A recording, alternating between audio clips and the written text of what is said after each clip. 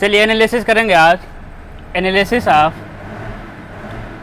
Analysis of singly reinforce concrete beam. Singly reinforce concrete beam, ठीक है। अब समझिएगा बीम का हम क्या बना रहे हैं बताइए। तो ए बीम का क्या है, क्रॉस सेक्शन। क्या हो जाएगा आपका बीम का क्रॉस सेक्शन, है ना।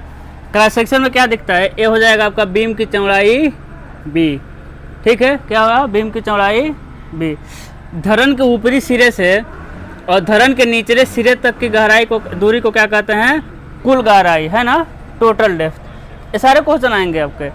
इसके टेंसाइल जोन में क्या लगाएंगे हम, छड़ लगाएंगे, क्योंकि ये कौन सा बीम है, सिंगली रेनफोर्स कंक्रीट बीम, है ना। अब समझिएगा धरन के निचले सिरे से और छड़ के केंद्र तक की दूरी को क्या कहते हैं, इफेक्टिव कवर, है ना।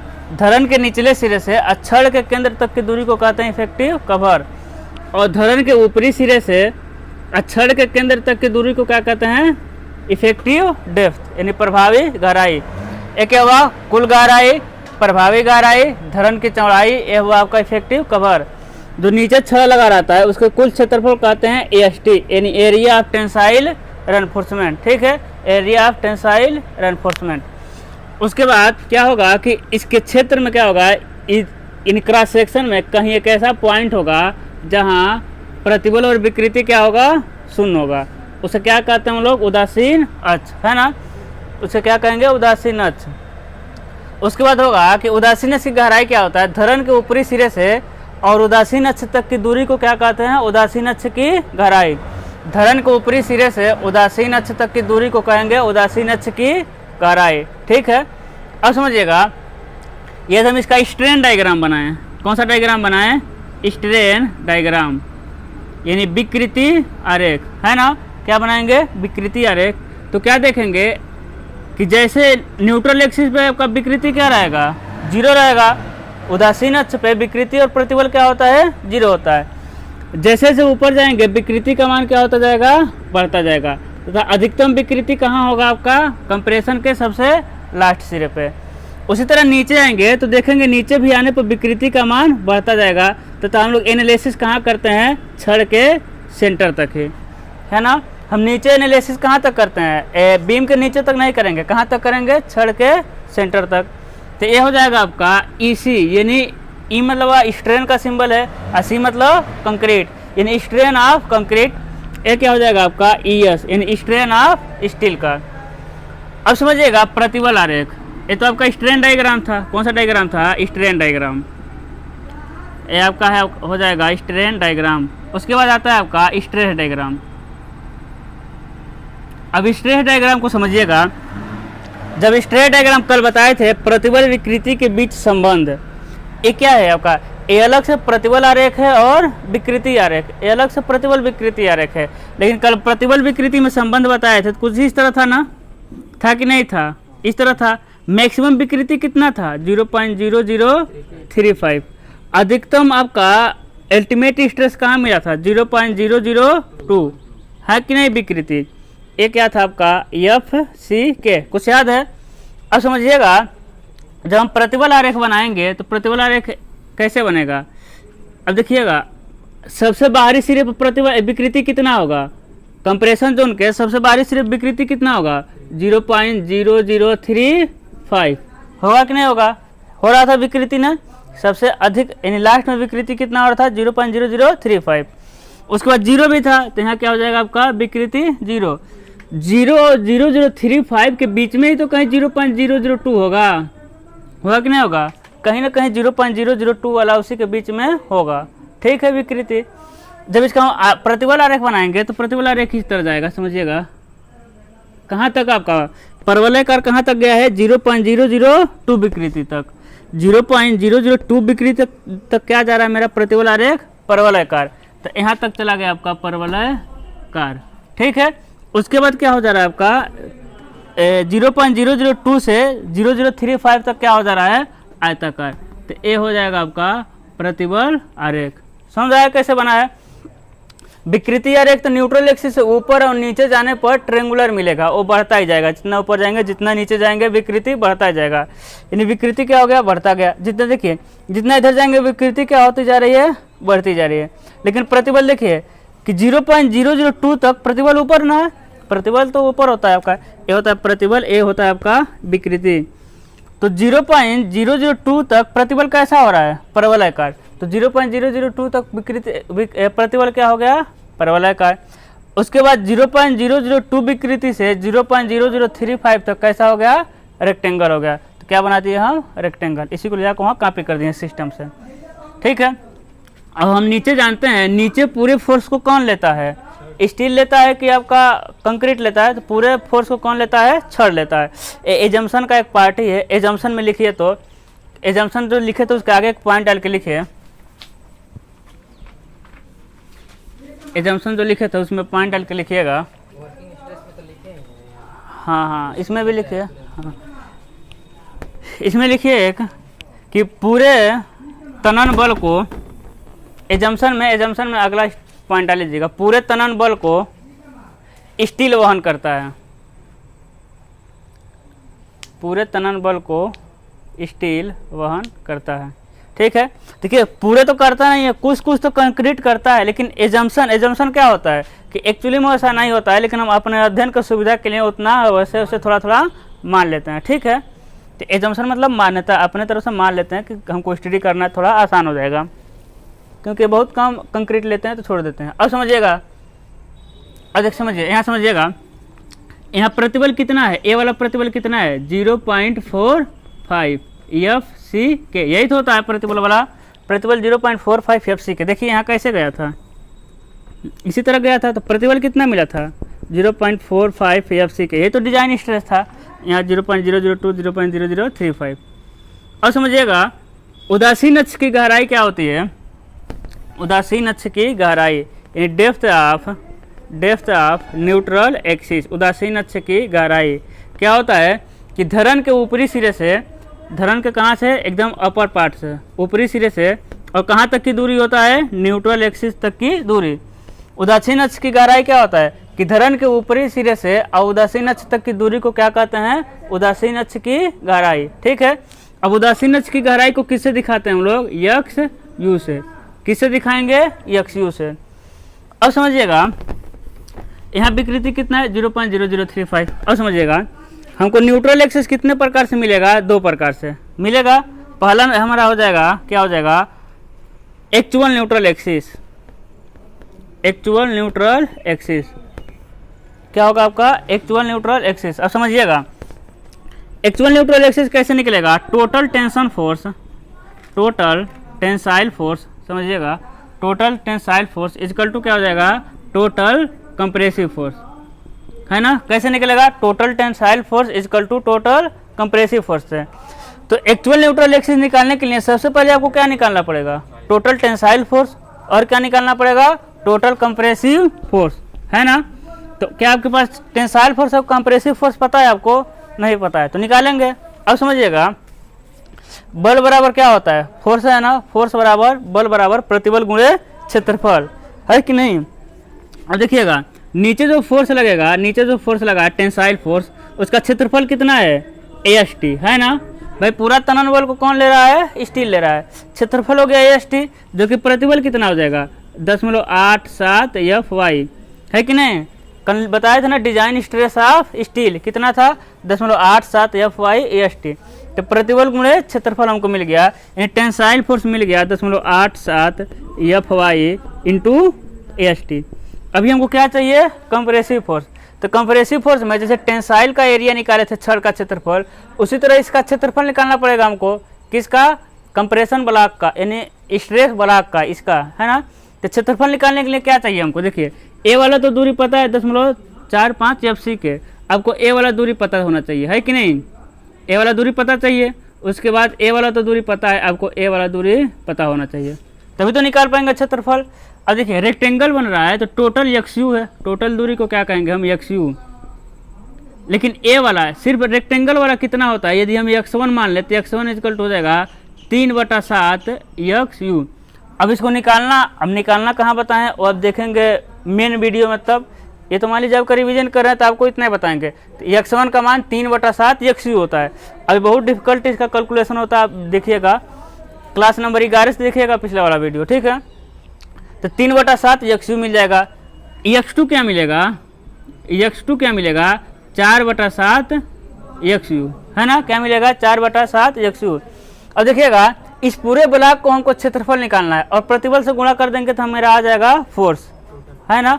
तो इस पूरे का क्षेत्रफल निकालने के लिए क्या करना पड़ेगा समझिएगा, A1 का क्षेत्रफल निकालना है, यानी इसको हम मान ले रहे हैं A1, इसको क्या मान ले रहे हैं A2, है ना, A1 मान ले रहे हैं और A2 मान रहे हैं। तो A1 का क्षेत्रफल क्या मिलेगा, लंबाई गुणे चौड़ाई, आयताकार दिख रहा है तो लंबाई हो जाएगा 3/7 गुणे, इसको 3/7 को कन्वर्ट करिए तो XU इंटू 0.45 FC हो जाएगा ना A1 का मान, ठीक है। कल दीजिए 3/7 भाग दीजिए, 3 में 7 से भाग दीजिए, देखिए कितना आ रहा है।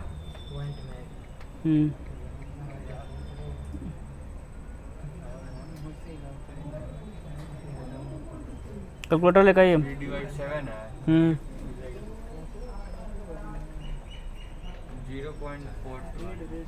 कितना आ रहा है 0.42 हाँ, आ जाएगा आपका समझिएगा 0.43, है ना, अरे वही 4-3 ही होगा, 4-2 कुछ आता है।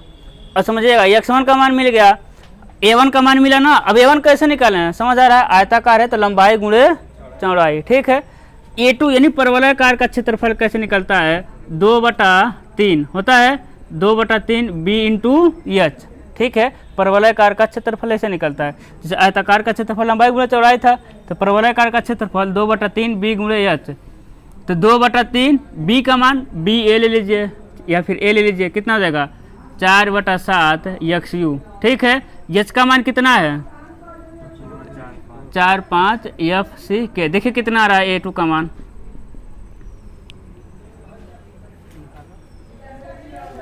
करिए कैलकुलेट।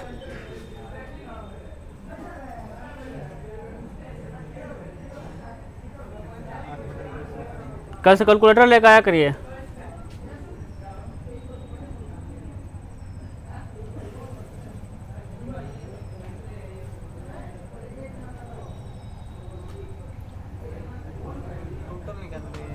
A2 हाँ,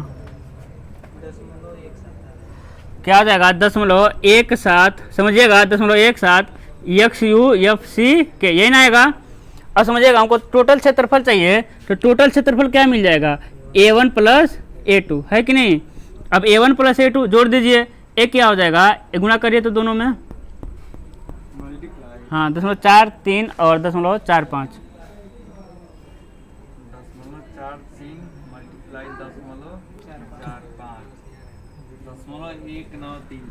0.19, हाँ ठीक है। समझिएगा इसका मान आ जाएगा 0.19 XU FC प्लस इसका मान है आपका 0.17 XU FC, दोनों को जोड़िए, क्या लीजिएगा 0.36 FC XU, यही आया क्षेत्रफल। अब समझिएगा इसमें क्या दिख रहा है आपको, प्रतिबल दिख रहा है और क्षेत्रफल, यानी इसका क्षेत्रफल क्या होता है, टोटल कंप्रेसिव फोर्स क्या होगा। अभी क्षेत्रफल निकला, टोटल कंप्रेसिव फोर्स क्या हो जाएगा, टोटल कंप्रेसिव फोर्स। समझिएगा प्रतिबल का मान कितना है 0.36 FC, जबकि कंप्रेशन जोन का क्षेत्रफल कितना हो जाएगा, देखिए तो क्या हो जाएगा XU इंटू B, वही तो क्षेत्रफल होगा XU इंटू B। तो इसमें किसकी कमी है, सिर्फ B का, है ना। तो लिख देंगे 0.36 FC XU और B।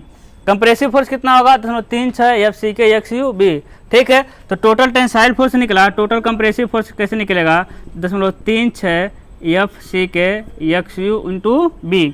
हमको चाहिए का XU, तो चाहिए क्या चाहिए XU, तो XU इक्वल टू निकल जाएगा 0.87 FY AST अपान 0.36 FC B। एक क्या मिला आपका एक्चुअल न्यूट्रल एक्सिस, क्या मिला आपका actual neutral axis. Actual neutral axis direct किस पे डिपेंड करेगा, डिपेंड करेगा आपका एरिया ऑफ टेंसाइल रेनफोर्समेंट पे, यानी जैसे छड़ की मात्रा बढ़ाते जाएंगे और न्यूट्रल एक्सिस कहाँ होता चला जाएगा और नीचे होता हुआ चला जाएगा। ठीक है, क्षण की मात्रा बढ़ाने पर न्यूट्रल एक्सिस यानी उदासीन अक्ष की गहराई क्या होती है, बढ़ती है। दूसरा हम निकालेंगे, समझिएगा, दूसरा क्या निकालना है हमको, limiting neutral axis. Limiting neutral axis क्या निकालेंगे आपको, आपका लिमिटिंग न्यूट्रल एक्सिस। अब समझिएगा, एफ आई 250 के लिए निकालेंगे, एफ आई 415 के लिए, और एफ आई किसके लिए, 500 के लिए। तो एक्स यू लिमिट क्या होगा, x you limit F I 250 के लिए कितना होता है, 0.53 डी, ये होगा। ठीक है, याद कर लीजिएगा। और किसके लिए होगा, एक्स यू लिमिट 415 के लिए होगा 0.48 डी, जहाँ डी क्या है, प्रभावी गहराई। एक्स यू लिमिट किसके लिए, 500 के लिए हो जाएगा 0.46 डी, यही होगा ना। देखिए, क्या आपका क्वेश्चन बनेगा कि डिजाइन स्ट्रेस कितना होता है, डिजाइन स्ट्रेस बताइए, डिजाइन स्ट्रेस कितना होता है, कंक्रीट का डिजाइन स्ट्रेस का मान कितना होता है, वो तो फैक्टर ऑफ सेफ्टी होता है। डिजाइन स्ट्रेस 0.45 एफ सी के। कंप्रेशन जोन का टोटल कंप्रेसिव फोर्स कितना होता है, टोटल कंप्रेसिव फोर्स कितना होता है बताइए, 0.36 f c k x u B, है ना, यही ना है, 0.36 f c k x u b. Total tensile force कितना होता है, 0.87 एफ वाई एस टी, होगा ना। वो कहेगा कि एफ आई 250 के लिए, सिंपल क्वेश्चन आएगा, एफ आई 250 के लिए neutral axis, limiting neutral axis कितना होता है, वो देगा ऑप्शन 0.53 डी, और कुछ नहीं आएगा। वो कहेगा कि एफ आई 500 के लिए न्यूट्रल एक्सिस कितना होता है, 0.46 डी, है ना। और कहेगा क्या बोलता है, एक्चुअल न्यूट्रल एक्सिस किस पे डिपेंड करता है, डायरेक्टली किस पे डिपेंड करता है, तो आप कहेंगे एरिया ऑफ टेंसाइल रेनफोर्समेंट पे, है ना। वो कहेगा कि फार्मूला क्या होता है किसका, एक्चुअल न्यूट्रल एक्सिस का, कहेंगे आप 0.87 f y s T upon 0.36 f c k B, है ना। तो आपको एक एक फार्मूला याद रखना पड़ेगा। अब समझिएगा, अब एक्चुअल न्यूट्रल एक्सिस और लिमिटिंग न्यूट्रल एक्सिस के आधार पे हम क्या देखते हैं कि मेरे पास सेक्शन कितने प्रकार के हैं, देखते हैं मेरे पास सेक्शन कितने प्रकार के हैं। सेक्शन कितने प्रकार के होते हैं, 3 प्रकार के हैं, अंडर एनफोर्समेंट, ओवर एनफोर्समेंट और बैलेंस सेक्शन, है ना। तो अंडर एनफोर्समेंट, ओवर एनफोर्समेंट देखने से पहले हम क्या देखेंगे, मूवमेंट ऑफ रेजिस्टेंस यानी प्रतिरोधी आघूर्ण। ठीक है, तो इतना नोट करिए डाटा, प्रतिरोधी आघूर्ण पढ़ने हैं।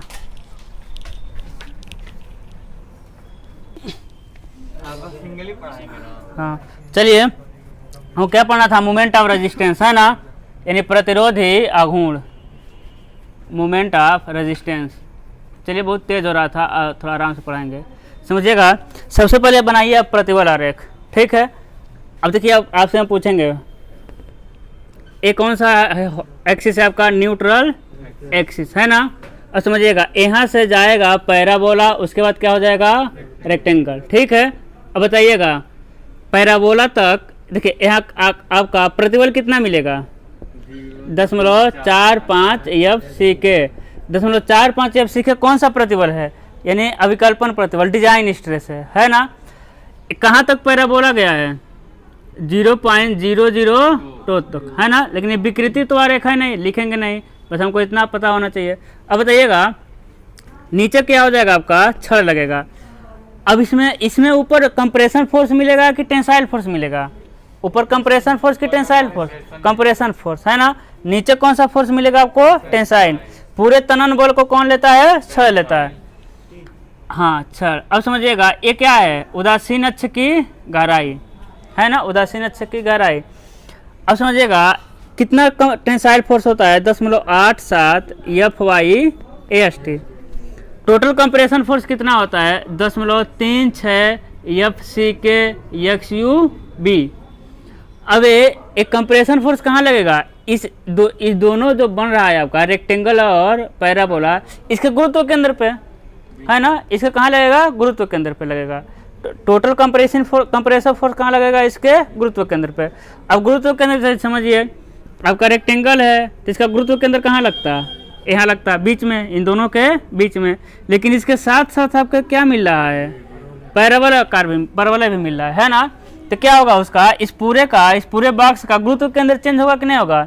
एकदम बीच में हम नहीं कर सकते, क्योंकि इतना दूरी तो आपको पता है, ए वाला रेक्टेंगल वाला दूरी कितना होता है 0.43 XU है ना, और ए वाला दूरी कितना होता है कितना हो जाएगा 5-7 हो जाएगा है ना, 5-7 XU हो जाएगा ना, 7 3 10 5 4 9 1 10 ठीक है, क्या हो जाएगा 0.57 XU होगा। तो सिर्फ रेक्टेंगल रहता तो हम कह देते हैं 0.43 XU के आधे पर लग जाएगा, लेकिन पैराबोला होने से वो चेंज होता है। अब इसको कैसे निकालना पड़ेगा समझिएगा, इसको निकालना पड़ेगा गुरुत्व केंद्र का पढ़ेंगे, उसमें एसओएम में टी सेक्शन आई सेक्शन का निकाले होंगे गुरुत्व केंद्र, उसमें क्या पढ़ेंगे A1 x1 plus A2 x2 पढ़ेंगे अपान A1 प्लस A2। तो निकालेंगे x बार का मान A1 यानी इसमें A1 हो जाएगा, A क्या हो जाएगा A2। A1 का मान आपको मिला था ऊपर ठीक ना, यहाँ निकाले थे। x1 का मान मिलेगा ऊपर से, फिर A2 का, फिर x2 का अपान A1 प्लस A2 करेंगे, बहुत ज़्यादा कैलकुलेशन होगा ठीक है।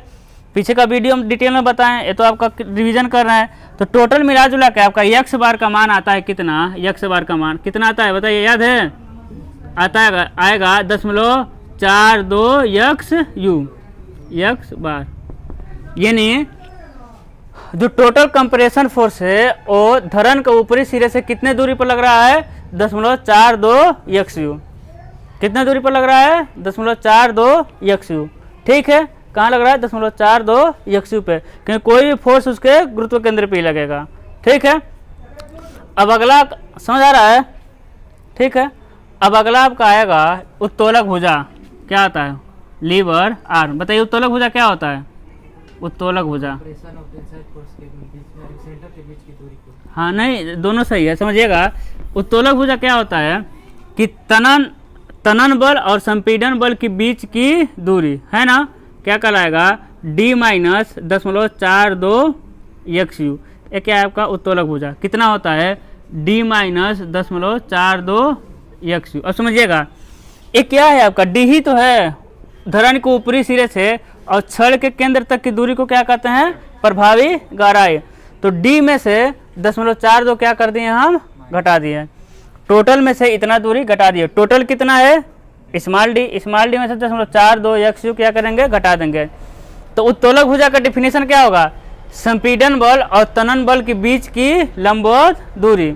संपीड़न बल और आपका क्वेश्चन आएगा कि उत्तोलक भुजा क्या होता है, वो देगा कि संपीड़न बल और तनन बल के बीच की दूरी, वो देगा कि धरन के ऊपरी सिरे से छड़ के केंद्र तक की दूरी, ऐसा उल्टा सीधा लिखेगा। तो उत्तोलक भुजा होता है कि संपीड़न बल और तनन बल के बीच की लंबवत दूरी, या फिर संपीड़न क्षेत्र के गुरुत्व केंद्र और तनन क्षेत्र के गुरुत्व केंद्र के बीच की लंबवत दूरी। ये भी बोल सकता है, दो तरह से बोलेगा, संपीड़न बल और तनन बल के बीच की लंबवत दूरी, या फिर संपीड़न क्षेत्र के गुरुत्व केंद्र और तनन क्षेत्र के गुरुत्व केंद्र के बीच की लंबवत दूरी क्या कहलाता है मेरा उत्तोलक भुजा। उसके बाद आता है मेरा लीवर आर्म, यानी प्रतिरोधी आघूर्ण है ना, प्रतिरोधी आघूर्ण फॉर कंक्रीट के लिए, समझिएगा किसके लिए, कंक्रीट के लिए। इसको दिखाएंगे हम MRC या किसी भी दिखा सकते हैं। अब समझिएगा कंक्रीट के लिए दिखाइए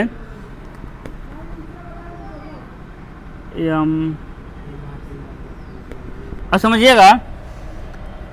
अब कपल बनाएगा, जैसे देखिएगा अब एक यहाँ क्या बनेगा, इधर हो गया आपका कंप्रेसिव फोर्स है ना, इधर क्या हो गया आपका बीच की लंबवत दूरी, एक क्या हो गया आपका टेंसाइल फोर्स। तो कपल बना रहा है ना, यानी बलयुग में बना रहा है। अब बलयुग में क्या होता है, बलयुग में इक्वल टू बलयुग में क्या होता है, कोई एक भुजा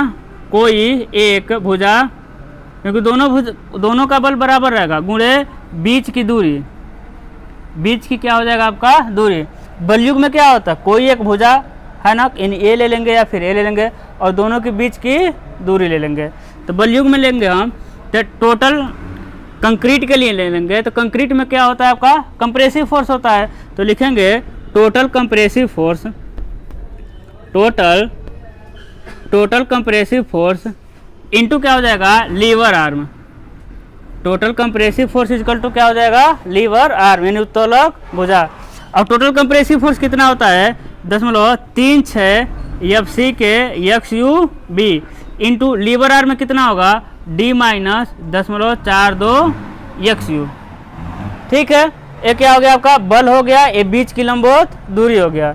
इसी तरह क्या हो जाएगा फॉर स्टील के लिए हो जाएगा, स्टील के लिए क्या हो जाएगा MRT है ना, स्टील के लिए क्या हो जाएगा आपका MRT। अब MRT में हो जाएगा टोटल टेंसाइल फोर्स, समझिएगा टोटल टेंसाइल फोर्स इनटू क्या हो जाएगा लीवर आर्म है ना, यानी उत्तोलक भुजा। अब टोटल टेंसाइल फोर्स आपको पता है 10.87 FYST इंटू लीवर आर्म में कितना है D-10.42 ठीक है, D-10.42 तो निकल गया आपका प्रतिरोधी आघूर्ण। प्रतिरोधी आघूर्ण क्या दिखाता है कि बीम का कितना ताकत है, प्रतिरोधी आघूर्ण क्या दिखाता है कि बीम का कितना स्ट्रेंथ है और कितना बेंडिंग मोमेंट को ले सकता है ना। तो बीम का ताकत क्या दिखाता है मेरा प्रतिरोधी आघूर्ण। ये समझ आया कैसे निकालें। सबसे पहले क्या करेंगे टोटल कंप्रेसिव फोर्स निकालेंगे, टोटल टेंसाइल फोर्स निकालेंगे, और हम ये बात जानेंगे कि कंप्रेसिव फोर्स और टेंसाइल फोर्स उस एरिया के गुरुत्व केंद्र पे लगेगा। तो ये तो पहले से छड़ के गुरुत्व केंद्र पे काम कर रहा था, लेकिन यहाँ एक ब्लॉक बना था, इस ब्लॉक का गुरुत्व केंद्र कहाँ मिला है धरन के ऊपरी सिरे से 0.42 XU दूरी पे है ना। उसके बाद देखेंगे उत्तोलक भुजा क्या है कंप्रेशन फोर्स और टेंसाइल फोर्स के बीच की लंबवत दूरी, या फिर कंप्रेशन जोन का गुरुत्व केंद्र और टेंसाइल जोन का गुरुत्व केंद्र के बीच की लंबवत दूरी को क्या कहते हैं उत्तोलक भुजा है ना। उसके बाद क्या करेंगे हम बल युग्म बनाएंगे। देखिए एक बल युग्म बन रहा है यहाँ से ए और बीच की दूरी यहाँ से ए। उसके बाद बल युग्म में कोई एक भुजा लेंगे और बीच की दूरी एक बार कंक्रीट को लिए हैं और एक बार स्टील को लिए हैं। अब हम देखेंगे टाइप ऑफ कंक्रीट सेक्शन, क्या देखेंगे यहाँ समझिएगा अच्छे से, टाइप ऑफ कंक्रीट सेक्शन। पहला क्या मिलता है आपका अंडर रेनफोर्समेंट सेक्शन, यानी हो जाएगा आपका अल्प प्रबलित कंक्रीट खंड। क्या मिलेगा अल्प प्रबलित कंक्रीट खंड। अब समझिएगा अल्प प्रबलित यानी अंडर एनफोर्समेंट, नाम से लग रहा होगा ना अंडर एनफोर्समेंट, यानी छड़ की मात्रा ज़्यादा रहेगा कम रहेगा, कम रहेगा। देखिए क्या लिखा है अल्प प्रबलित, यानी छड़ जितना चाहिए उससे क्या डालें हम कम डाले हैं। अब समझिएगा छड़ जब कम डाले हैं तो आपको याद होगा जो XU था, XU कौन सा न्यूट्रल एक्सिस था, एक्चुअल न्यूट्रल एक्सिस था कि लिमिटिंग न्यूट्रल एक्सिस था, actual neutral axis. Actual neutral axis किस पे डिपेंड कर रहा था डायरेक्टली ST पे। जब ST कम डाले हैं तो XU भी क्या आ जाएगा कम आ जाएगा, यानी हम कहेंगे जब अल्प प्रबलित है छड़ कम डाले हैं तो एक्चुअल न्यूट्रल एक्सिस का मान क्या होगा कम होगा। यानी जब हम ट्रिक याद रखने का, जब एक्चुअल न्यूट्रल एक्सिस का मान किससे कम हो जाए लिमिटिंग न्यूट्रल एक्सिस से है ना, या फिर XU लिमिट से। जब एक्चुअल न्यूट्रल एक्सिस का मान लिमिटिंग न्यूट्रल एक्सिस से कम हो जाता है तो मेरा कौन सा सेक्शन बनता है अंडर एनफोर्समेंट कंक्रीट खंड, यानी उसमें जितना छड़ चाहिए उससे कम छड़ डाले हैं। अब एक बात समझिएगा आप, बीम में हमको 10 क्विंटल छड़ लगा है ना, या फिर कुछ भी मान लीजिए 10 स्क्वायर मीटर छड़ लगा, उससे हम कम छड़ डाल दिए तो फेल किस में होगा छड़ ही में तो फेल हो जाएगा, यानी जितना चाहिए उससे कम डालें यानी अल्प डाले हैं तो किस में फेल हो जाएगा वो छड़ में फेल हो जाएगा। अब समझिएगा जैसे समझिएगा हम MRC निकाले तो 20 किलो न्यूटन इंटू मीटर वहन कर रहा है। MRT निकाले तो 10 किलो न्यूटन इंटू मीटर वहन कर रहा है, ठीक है समझिएगा। यानी इसका कंक्रीट का ताकत जो RCC का है, कंक्रीट का ताकत 20 है और छड़ का ताकत कितना है 10 किलो न्यूटन। तो हम कहेंगे कि पूरे स्ट्रक्चर का ताकत कितना है, क्या कहेंगे आप 20 कहेंगे कि 10 कहेंगे, आप कहेंगे 10। क्यों, क्योंकि 10 के बाद 11 पर जाने पर फेल हो जाएगा ना, समझिएगा। ये क्या है आपका RCC है ना, ये क्या हो जाएगा आपका RCC। ये ऊपर वाला कंप्रेशन कितना ले लेगा, 20 किलो न्यूटन इंटू मीटर, समझिए। नीचे वाला कितना लेगा आपका 10, तो बताइए इस पूरे का ताकत कितना है 10 होगा ना, क्योंकि 11 जाएगा तो नीचे वाला तो फेल हो जाएगा। यानी ये बीम फेल हो गया कि नहीं हो गया, है ना, बीम क्या हो गया फेल हो गया। तो अंडर एनफोर्समेंट में कौन फेल होगा छड़ फेल होगा। तो यानी छड़ का MRT हम यहाँ निकालेंगे, किस MRT को निकालेंगे? छड़ वाला। तो लिख देंगे MRT equal to 0.87 FY/ST D minus 0.42 XU, है ना। यानी MRT का ताकत ही क्या होगा? उस बीम का ताकत होगा। इन जब छड़ फेल हो गया तो कंक्रीट आपका वहाँ ज़्यादा फोर्स लेने से क्या मतलब है? तो पहले छड़ फेल हो गया है कि नहीं, है ना। तो आपका MRT का ताकत ही यानी छड़ का ताकत ही उस बीम का क्या बनेगा? ताकत बनेगा। अभी तो कंक्रीट और लोड वहन कर सकता है, लेकिन स्टील क्या हो जाएगा? टेंशन में फेल हो जाएगा। सिंपल है। और समझिएगा दूसरा मेरा आता है over enforcement section. Over enforcement section, हाँ, ये हो जाएगा अति प्रबलित खंड या कंक्रीट खंड, अति प्रबलित खंड। अब समझिएगा अति प्रबलित मतलब क्या है? इसमें जितना छड़ डाले हैं उससे अधिक है, जितना छड़ डाले हैं उससे क्या हो गया है? चाहिए, यानी जितना छड़ चाहिए उससे अधिक छड़ डाले हैं। तो कभी छड़ में फेल होगा? ओ नहीं। सिंपल कहने का मतलब जितना छड़ चाहिए जब उससे अधिक रेनफोर्समेंट डाल दिए हैं तो कभी टेंशन में फेल नहीं होगा। वो किस में फेल होगा? कंप्रेशन में, यानी वो कंक्रीटिंग फेल करेगा, है ना, कंक्रीट फेल करेगा। तब किसका MR निकालेंगे? कंक्रीट का। यानी हम कहेंगे सिंपल सा कि जब XU का मान अधिक हो जाए XU लिमिट से, किससे लिमिट से? XU लिमिट से। तो कौन सा MR निकालेंगे? MRC क्या होता है? 0.36 FC के XU B D minus 0.42 XU।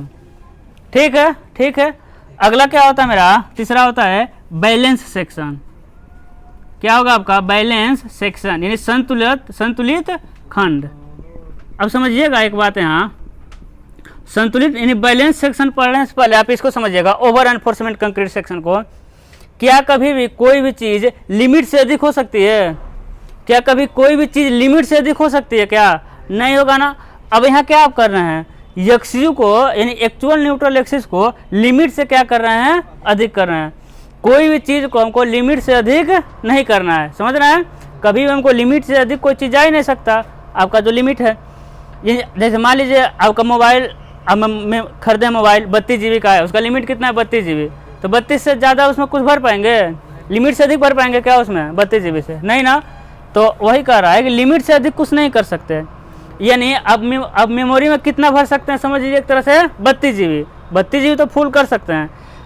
जब भी मेरा ओवर एनफोर्समेंट कंक्रीट सेक्शन आएगा तो कभी भी XU लिमिट से अधिक नहीं रखेंगे। क्या कर देंगे हम? XU को समझिएगा किसका MR निकालेंगे? हाँ, MRC निकालेंगे किसका?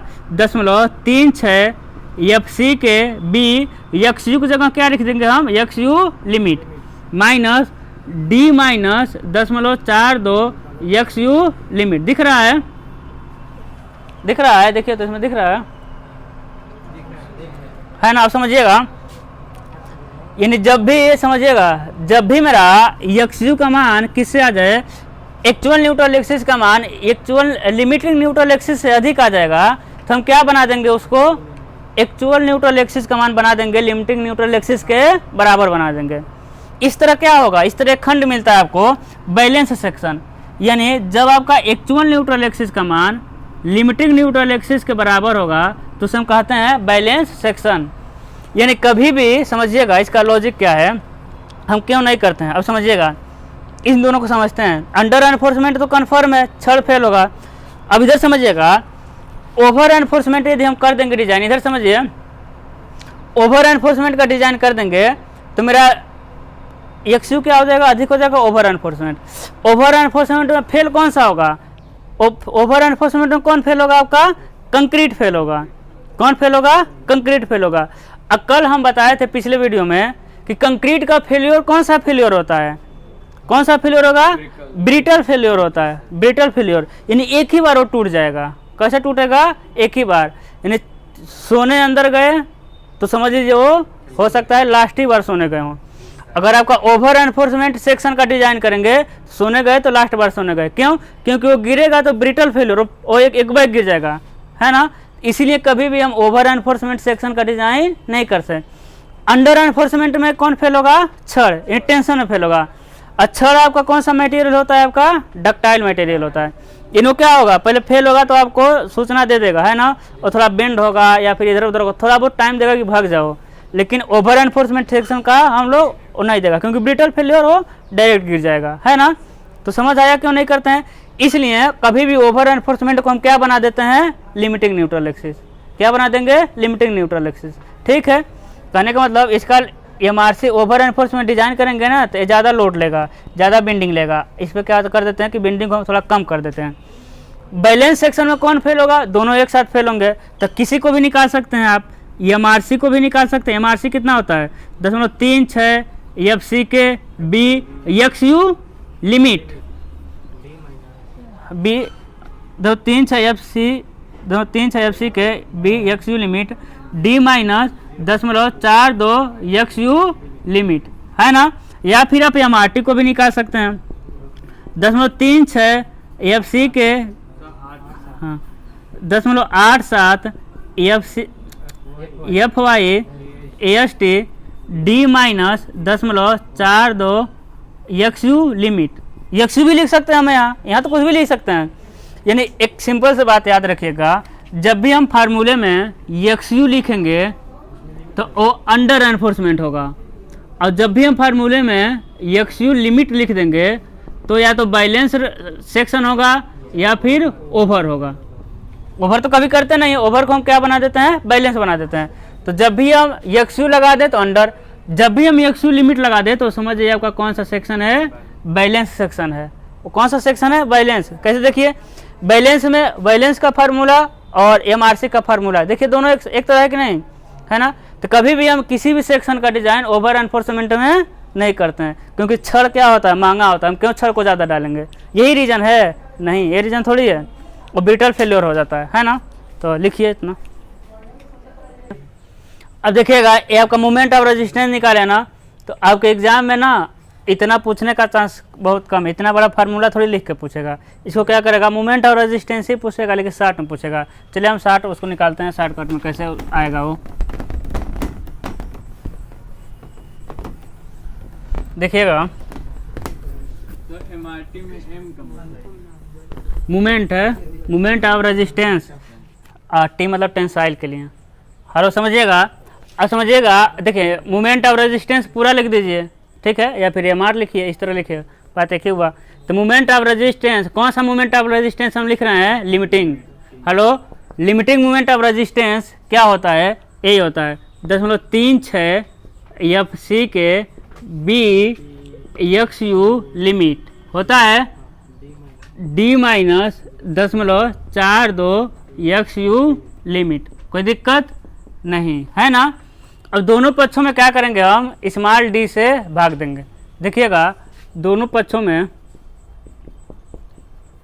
डी से भाग देने पर, बहुत दिन बाद शुद्ध हिंदी लिख रहे हैं, भाग देने पर, दोनों पक्षों में स्मॉल डी से भाग देने पर क्या हो जाएगा, मोमेंट ऑफ रेजिस्टेंस लिमिटिंग, है ना, limiting moment of resistance upon क्या हो जाएगा, d equal to 0.36 f c k b x you limit upon क्या हो जाएगा, डी इधर हो जाएगा d minus 0.42 x you limit. कोई फर्क पड़ेगा क्या इससे, नहीं पड़ने वाला है, दोनों तरफ दे दिए। फिर समझिएगा एम ओ आर लिमिटिंग यानी मोमेंट ऑफ रेजिस्टेंस यानी limiting moment of resistance upon d equal to 0.36 f c k b x you limit upon क्या हो जाएगा, डी, है ना। इसमें से हम डी निकाल रहे हैं, यदि किस में से डी निकाल ले रहे हैं, इस वाले में से यानी लीवर आर में से डी निकाल ले रहे हैं बाहर, ठीक है। क्या बचेगा आपके पास, डी के जगह एक आ जाएगा, है ना, minus 0.42 x you limit upon क्या हो जाएगा, डी, है कि नहीं, क्या हो जाएगा, डी। और समझिएगा इस डी को यदि हम उधर ले जाएं तो मोमेंट ऑफ रेजिस्टेंस लिमिटिंग क्या हो जाएगा, यानी लिमिटिंग मोमेंट ऑफ रेजिस्टेंस क्या होगा, 0.36 एफ सी के बी, समझिएगा, समझिए एक तो डी यहाँ है और एक डी यहाँ है, बी डी स्क्वायर हो जाएगा क्या, एक डी यहाँ था, इधर वाला भी उधर लेके चले जाएंगे, हो जाएगा B D square into X you limit upon क्या हो जाएगा, डी, है ना, 1 minus 0.42 x you limit upon क्या हो जाएगा डी। ठीक है, कोई दिक्कत नहीं। नीचे कहाँ देख रहे हैं, हेलो इधर देखिए, अब समझिएगा। फिर मोमेंट ऑफ रेजिस्टेंस लिमिटिंग क्या होगा, क्या हो जाएगा समझिएगा। इसको ले लीजिए आप 10.36, ठीक है 10.36 x you limit upon D, और हो जाएगा आपका 1 minus 10.42 x you limit upon D. बाकी क्या बचा आपके पास, क्या बता, F c k B D square, है ना। अब समझिए ये क्या होता है, ये पूरा वैल्यू आपका मिलेगा, एक कांस्टेंट देगा। क्या देगा आपका, कांस्टेंट। कैसे कांस्टेंट देगा समझिएगा, हम ले लें एफ आई 250, क्या ले सकते हैं एफ आई 250 समझिएगा। तो एफ आई 250 के लिए एक्स यू लिमिट कितना होता है 10.53 डी, यही तो होता है। ये जब इसमें हम रखेंगे तो क्या हो जाएगा, मोमेंट ऑफ रेजिस्टेंस रखेंगे तो क्या मिलेगा इसमें समझिएगा, 10.36 एक्स यू लिमिट की जगह 10.53 डी रख देंगे कि नहीं रख देंगे। अपान नीचे डी है कि नहीं है, नीचे डी है। 1 माइनस 10.42 गुणे एक्स यू लिमिट की जगह क्या रखेंगे 10.42 एक्स यू लिमिट की जगह क्या रखेंगे 10.53 स्मॉल डी, उसके नीचे डी है कि नहीं है। ये क्या हो जाएगा आपका F c k B D का स्क्वायर। देखिए डी से डी कट जाएगा ना, डी से डी कट जाएगा, है कि नहीं। सिर्फ अंक बचा ना, तो इसको सॉल्व करेंगे तो आ जाएगा आपका समझिएगा, आ जाएगा मोमेंट ऑफ रेजिस्टेंस आएगा 10.148 F c k B D का स्क्वायर। ठीक है, तो इतना करने की जरूरत नहीं है। और समझिएगा, अरे पता है इतना ही आएगा। अब आपके एग्जाम में पूछेगा, क्या पूछेगा समझिएगा, वो पूछेगा कि एफ आई 250 के लिए लिमिटिंग मोमेंट ऑफ रेजिस्टेंस कितना होता है। क्या देगा 10.148 F c k B D square, ठीक ना, ऐसा देगा। इसी तरह हो जाएगा मेरा, इसी तरह क्या हो जाएगा, हम पूरा लिख दे रहे हैं। यानी एफ आई 250 के लिए moment of limiting moment of resistance कितना होता है 10.148 F c k B D का स्क्वायर। और एफ आई 250 के लिए एक्स यू लिमिट कितना होता है, एक्स यू लिमिट बताइए 10.53 डी, है कि नहीं। उसी तरह एफ आई 415 के लिए एक्स यू लिमिट कितना होता है 10.48 डी, है ना। तो इसके लिए एम ओ आर लिमिट यानी लिमिटिंग मोमेंट ऑफ रेजिस्टेंस कितना होता है 10.138 F c k B D का स्क्वायर। आप करिएगा, रख के सब आएगा ये, ठीक है। उसके लिए उसके बाद मिलेगा एफ आई आपको 500, है ना। एफ आई 500 के लिए एक्स यू लिमिट कितना मिलेगा 10.46 स्मॉल डी। तो moment of resistance limiting moment of resistance कितना मिल जाएगा 10.133 F c k B D का स्क्वायर, है ना। अब बताइएगा मोमेंट ऑफ रेजिस्टेंस याद रहेगा कि नहीं। वो क्वेश्चन कुछ भी देगा, वो कहेगा कि एफ आई 500 के लिए मोमेंट ऑफ रेजिस्टेंस लिख देगा कि के F c k B D square होता है। के का मान बताइए, ऐसा उल्टा सीधा क्वेश्चन देगा, है कि नहीं। ठीक है, F c k B D का स्क्वायर तो याद रहेगा इतना। अब देखिए, अब ये मोमेंट ऑफ रेजिस्टेंस निकालने का एकदम शॉर्टकट फार्मूला है। कैसे, क्योंकि कंक्रीट का एक क्या है एम एफ सी का क्या है अभिलाक्षिक सामर्थ्य। वो कंक्रीट का ग्रेड भी तो देगा, वो कोई बीम देगा तो बीम की चौड़ाई देगा, बीम की गहराई देगा, है कि नहीं। बीम की चौड़ाई बीम की गहराई देगा। कंक्रीट का ग्रेड देगा, स्टील का ग्रेड देगा, है कि नहीं। एफ आई 250 कुछ भी देगा, बस एफ आई 250 के अनुसार लिमिटिंग मोमेंट ऑफ रेजिस्टेंस कोई लगा देंगे, 20 की जगह एफ सी के रख देंगे। और बी डी तो देगा ही देगा, है कि नहीं, बी डी आपका देगा। लेकिन बस लिमिटिंग को निकालना है ऐसे, ठीक है। लिमिटिंग को निकालेंगे कब, जब हम डिज़ाइन करते हैं तब इसका यूज ज़्यादा करते हैं, क्योंकि लिमिटिंग मतलब बैलेंस सेक्शन एक तरह से हो गया, तो हम बैलेंस सेक्शन के रूप में ही डिज़ाइन करते हैं। तो इतना याद रखना आपको, मेन मुख्य रूप से इतना याद रखना, ठीक है। बाकी आपको जितना याद रखेंगे उतना तो अच्छा ही है, तो नोट कर लीजिए इतना।